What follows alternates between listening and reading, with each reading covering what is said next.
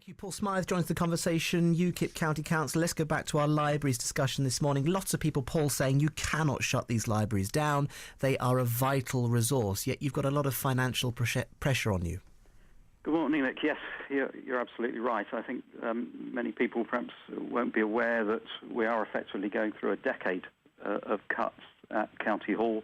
When we look at what's already been saved and the projections of what we need to save towards the end of the decade, in total it will be somewhere around about £400 million saved over that period. We're in a sort of perfect storm where in the last 4 years I think the money we've been getting from central government has dropped by just over £120 million, and yet in the same period our costs have gone up by nearly double that, just short of £240 million. So we're in a perfect storm. It's meant that we are having to look at all sorts of options that perhaps we've never had to look at before. In the past, perhaps we've been in an era where largely we can find the efficiencies or the savings required through efficiencies.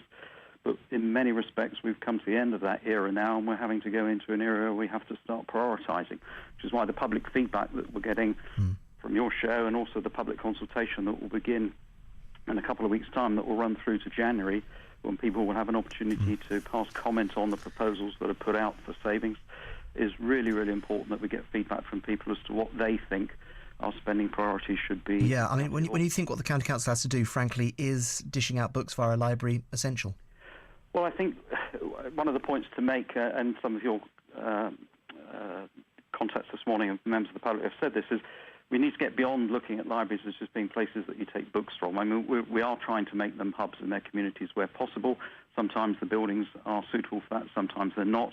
We already have a situation where we are providing sort of public health information at the libraries. We have a healthy library scheme. We have key to this, and something that's not come up this morning, we've concentrated on the books, the buildings, and the technology that's perhaps available in the library. Nobody's really mentioned the librarians.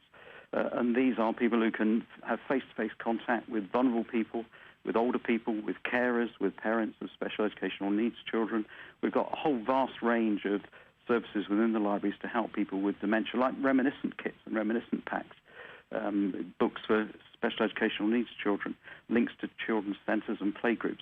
And it's really important, I think, that people understand that the broader things that the county is trying to do, for example, help people to live independently longer so that we put fewer people into care. We're spending about £360 million a year on care. So at the moment, the council is trying to look, well, how can we keep people living independently? Well, older people coming into the libraries, being taught by librarians how to use the internet, means that perhaps an old lady whose husband has been the driver in the family, he's now unable to drive, she's caring for him.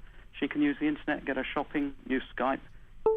Okay, Paul, I tell you what, let's get you in at some point and we'll talk further about this, because it's a huge subject and very difficult to try and encompass all of these issues in just 2 minutes. So we'll have Paul Smyth, who is a UKIP County Councillor, on the programme again to discuss this at greater length in the not-so-distant future, coming up to 11 o'clock.